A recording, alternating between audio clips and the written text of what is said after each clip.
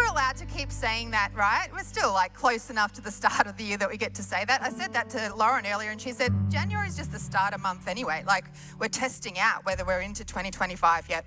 So we can keep going right to the end of January to say Happy New Year to you all. Anyone here do New Year's resolutions? Anyone's done? Anyone here willing to tell us how many of them have already been forgotten? No, let's not share that too. One's gone. But I know New Year's resolutions, they sometimes get a bit of a bad rap, but the statistics on how many of them are kept, they're not great, right? But research also tells us that resolutions that we make after time landmarks, like the new year or a new month or a Monday or a holiday or once another goal has been researched, they're more likely to be kept than those that don't have those mental benchmarks around them. They label it the fresh start effect. We're much more likely to hang on to things, or we're much more enthusiastic for things that happen after something new. So the turning of a new calendar, the opening of a new diary, the starting of a new week, starting of a new job, starting of a new school year. Who's the sucker for all the new stationery that's just going to change your life, right, for this coming year? But there's some science behind that. This past Tuesday, a friend of ours and I had a retreat day together where we started working through some materials that were created by a friend of mine in the US called Hello, Goodbye. And these are some reflections and questions that are presented to wrestle through with God. Just get a little bit of a handle on what he might be asking us to say goodbye to from 2024 and what he might be putting in front of us to say hello to in 2025.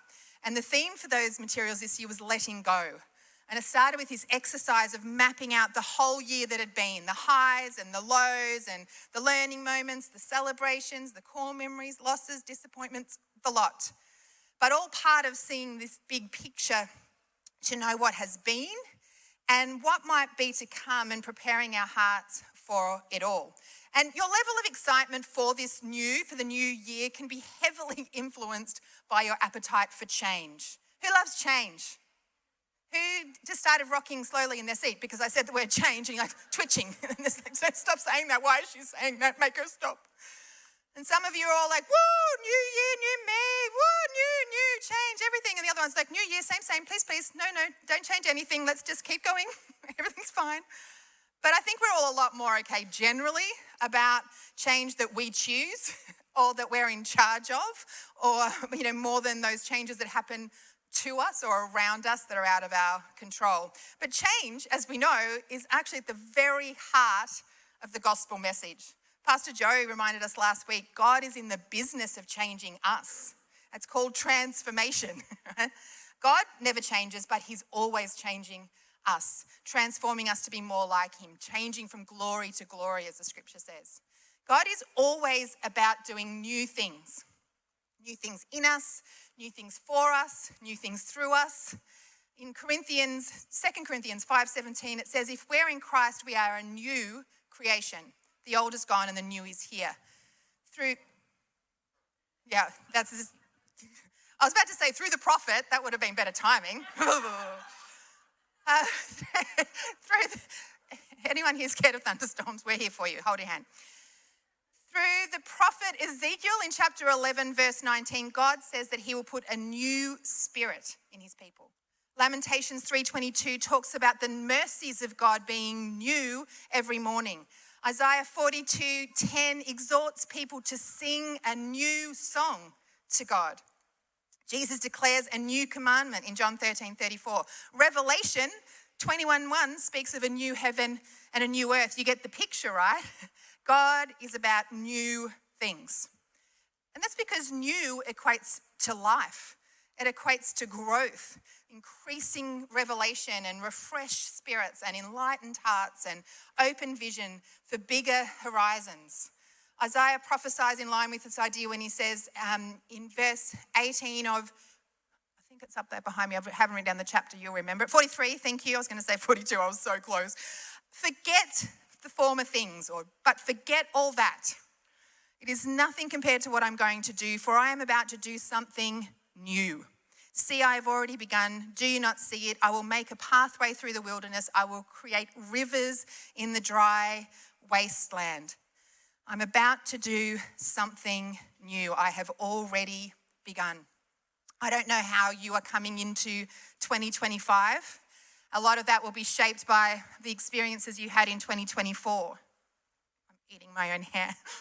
Some of you look back and you're happy to see 2024 gone. Like that was a year. I'm really quick and eager to be done with that. Loss, disappointment, uncertainty. Some of you feel like 2024 was just this year full of opportunity and great things that happen and experiences and memories that you're ready to build on into 2025. For some, it might be a combination, and most likely it's a combination of both. But the proven reality of who God is and how he works is he is always up to new things.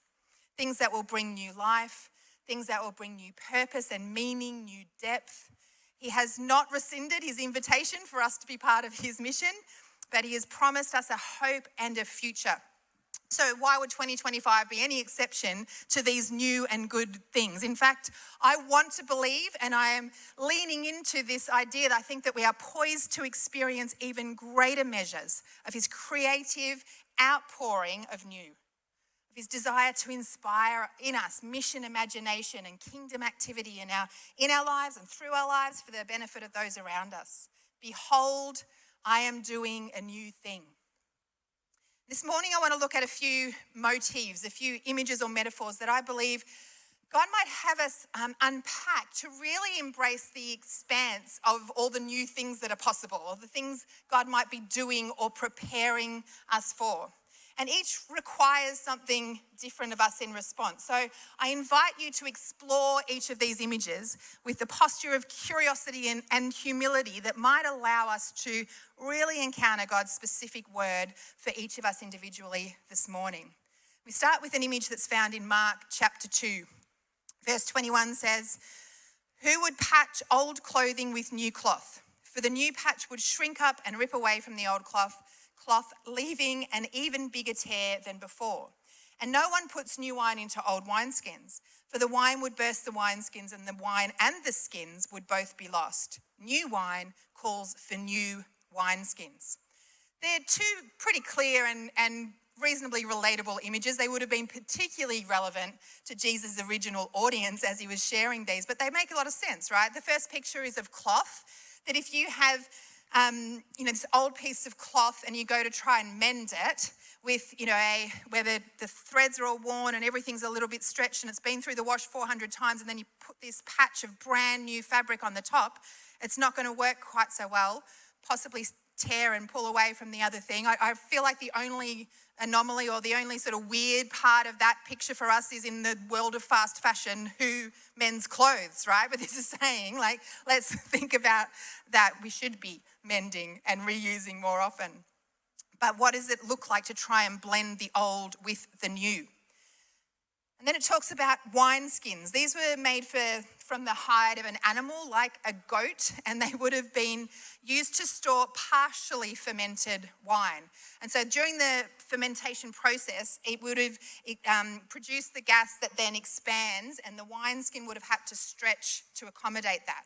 So after using the wine, if you were to try and repeat that process, it would be impossible because the wineskin wouldn't have the same degree of elasticity anymore. And you'd likely, as it said, to split the wineskin and lose the wine.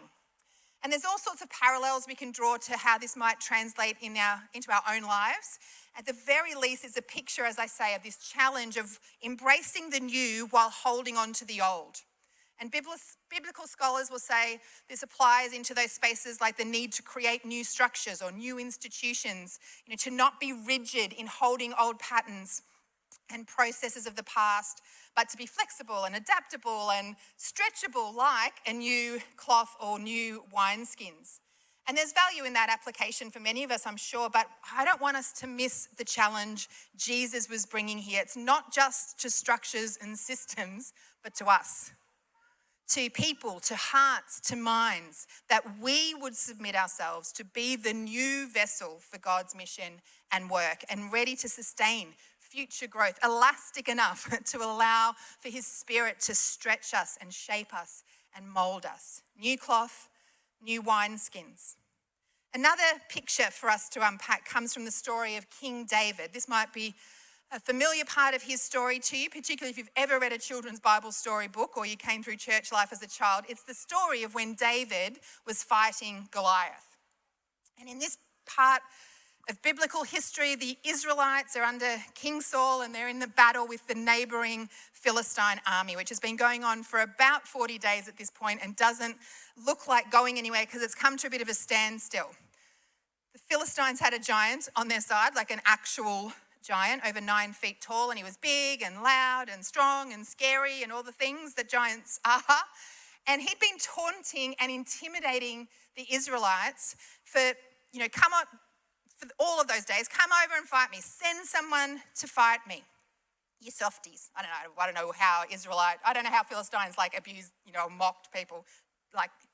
You fill it in.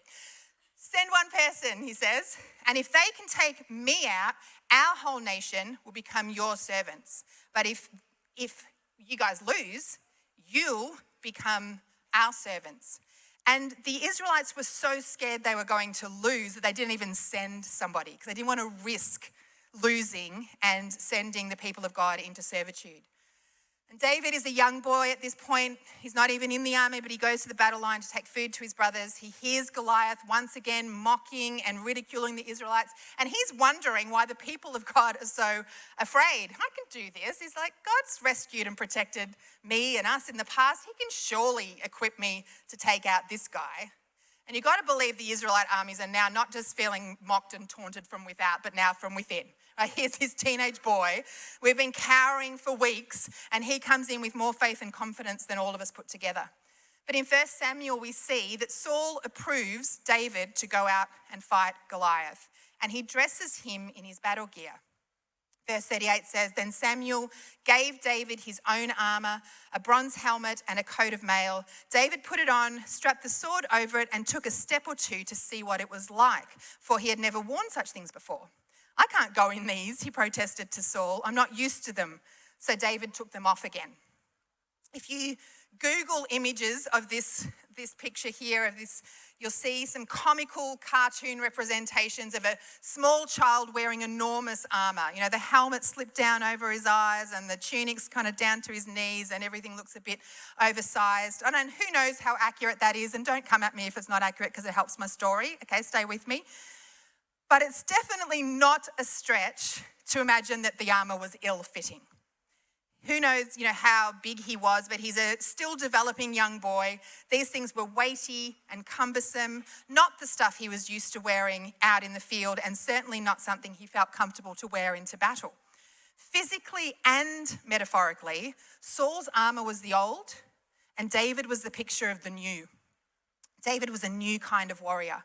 He was preparing for a different kind of battle. And we know that in the end, David took Goliath out with a well-executed swing of his slingshot, hitting Goliath between the eyes, which was the only unprotected part of his body, and felling him and allowing David to come close enough to execute him with his own sword. This is the bit that doesn't have the picture in the picture storybooks because it comes when he chops his head off. Okay, so if God is doing a new thing, if we are going, to look at new frontiers, to a new and different kind of engagement, at different parameters of war, if you like, or a whole new battleground, then we're going to need some different strategies. The old armor might not do the job. And when we look ahead to 2025 and beyond, we might need to consider a whole new way of facing what lies before us. What has changed? How have dynamics altered? What new strategies and ways of thinking does it require of us? Might the old armor not only not serve purpose, because we see David actually didn't need to be defended, did he? He didn't need protection in the end. He didn't need to be wearing anything. But I can't imagine that his rock slinging would have been particularly effective, burdened down by all of that armor. In 1 Chronicles 12, so later in David's life, we see him as an older man who's getting ready to be king. He's king in waiting. The wheels are starting to fall off Saul's kingship. And this band of men begin to assemble around David, and they're offering all sorts of men with, and battle equipment and fighting skills. And then in verse 32, it says there were 200 chiefs from Issachar, and the description of their contribution is that they understood the times and they knew what to do. As important as any other offering of tactics or practical things is the ability to see what's happening and respond accordingly. To know the lay of the land. Who is the opposition? What are our assets? What's the goal? What's the best strategies? What's changed? What's required? Who is best? How is best? When is best? New cloth, new wineskins, maybe a new battle plan. And here's a final picture for us to ponder. And I actually came across this story a few years ago now, scrolling through a BuzzFeed list of interesting images. And the year is 1998, and the location is a place called Choluteca in South America, in the country of Honduras. And the Choluteca River flows through the area, and for 2 years, an engineering and construction company from Japan had worked to erect a transport bridge across this river that was going to connect two main road networks and span about 300 metres across the river. But then in October of 1998, just after completion of the bridge, Hurricane Mitch hit the region and it caused widespread flooding and devastation. The rising waters took out the access roads either side of the bridge, but the bridge itself remained intact. However, as you can see in this picture, when the flooding subsided, it turned out the river had made a new path. They were left with a bridge in near perfect condition that no longer had a function. The roads had disappeared and the river had moved. And when I first saw this picture, I was so struck by how powerful a metaphor it can be for what we often experience when we're navigating change and new things and transition. The river has moved. Things have changed. I don't know what it brings to mind for you, but it makes sense of a number of things in my own context. That feeling of standing on this beautiful bridge that was built with purpose and intent and wondering where everything has gone. The uncertainty that this might elicit for us. Like, what now? What next? For many of you, things have changed significantly in that time where the calendar flips over from one year to another. It might be a new year level at school or a new job or changes to your job starting this year. It's people that were with you in 2024 who aren't coming with you into 2025. It's that long dream that you finally realize and now you're on the other side of it wondering what comes next. It's the empty nest or the new baby, it's the aging parents, it's the health diagnosis, it's the excitement of weddings or milestones or birthdays, it's financial uncertainty, it's relational dysfunction, all of it. There are as many stories as there are people hearing this message of what has changed and how that change is impacting our lives. Where is your river? Has it moved? Where was it? Where is it going now? And so we might find ourselves like with this bridge stuck over here in the middle of nowhere, looking like a great bridge, but ultimately not serving the purpose for which it was built. It's now an elevated road from nowhere to nowhere that no one can access. So you can ask all the questions about the bridge. Do you just pick the bridge up and move it over to where the river was and carry on as usual? Do we need a new bridge for the new conditions? Can we apply the same design principles that we'll use to construct the old bridge? Or do we need new engineering, new footings, new construction methods, new materials? I once used this illustration in a sermon and I had what every preacher fears when you use an analogy or a story of a thing that you have no idea about. And someone came up to me and he was a bridge expert. Like an actual bridge expert. His job as an engineer was to travel the world looking at, consulting on bridge building projects. And he came up to me and told me that. And I was like, I am so sorry, bridge man. I pretended I knew stuff and I know nothing. It was a picture and I was getting ready with my apology. And he started with, this is such a great analogy. And it has me. I'm like, yes, got the bridge man's approval. The bridge. There's a business leadership book titled What Got You Here Won't Get You There. And it's like this picture. There may be nothing at all wrong with the way you've been doing things, the way you've been acting, believing, preparing, and functioning. But if things have changed in your life around you, then all of those behaviors and attitudes possibly need to change and adjust too. If they don't, we'll find ourselves like this bridge, unprepared for the new thing, out of step with the new direction of our lives, almost irrelevant to the purposes and people we're trying to serve and connect with, feeling that constant tension of misalignment. Behold, I am doing a new thing. Do you not see it, God says? Will you not be aware of it? Don't you recognize it? I think this morning there's a chance for us to do a bit of an inventory. What new thing is God up to in your life, in your world? What opportunities have been opened up by any changes that you've been through in this past year? What potential is there in the revelation of new directions, new possibilities? And it's looking through each of those images and what does it mean? What does it mean to be a new vessel for God to do his new work in? What work do we have to invite God to do in our hearts and lives to prepare us for what it is that he wants to do in, for, and through us? Or what is it to think about being this sense of armor that you've been wearing, or a way that you've been behaving or performing or functioning that doesn't actually suit what it is that you're walking into? Nothing wrong with it. It's just not needed for where it is that God's taking you next. What do we have to let go of? What do we have to take off or be prepared to adjust so that we're ready to step in and not encumbered by what we might bring with us that isn't part of what God has in store for us? And then that image of the bridge. Well, how does that sort of evoke for you a picture of maybe what's happened in your world in the last little while? That you've found that the circumstances or the environment around you has just changed so much.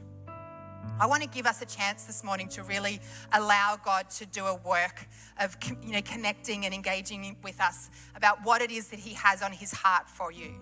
Whether it's doing some work grieving and working out what it is that we have to let go, acknowledging some of the harder parts of the year that's been, even acknowledging some of the fears that we bring into 2025 because of uncertainty or because of things that have taken place. I really want to invite us to do that work. I'm going to ask you to stand now and just in your seats at the moment, just be brave, be bold. Invite God to start stirring in your spirit. What does he want to say to you? What is he asking of you? What does he want to give to you? What do you need to make space for to receive from him? Start asking him that question.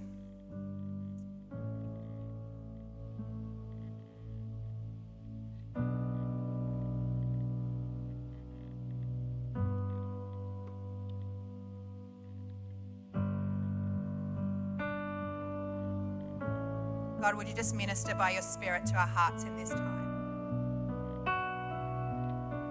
What do you have to say to each of us? What is it that you're wanting to whisper to our spirits? God, you are the God who knows and sees, God of all compassion, for the hurt that's been part of 2024, for the loss, the grief,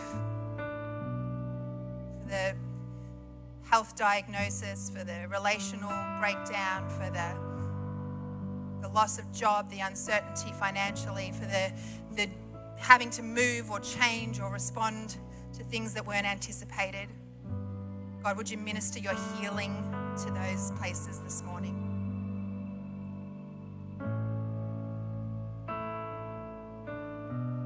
God, as we look to a new year, would you just lift our vision to be expectant for what it is that you have for us? Would we be ready to respond? God, would you put your finger on whatever it is that needs to shift, an attitude, a belief, something that we're holding on to that's going to get in the way of what it is you want to do? Would you draw our attention to it? Would you find us obedient and ready to surrender that and let it go?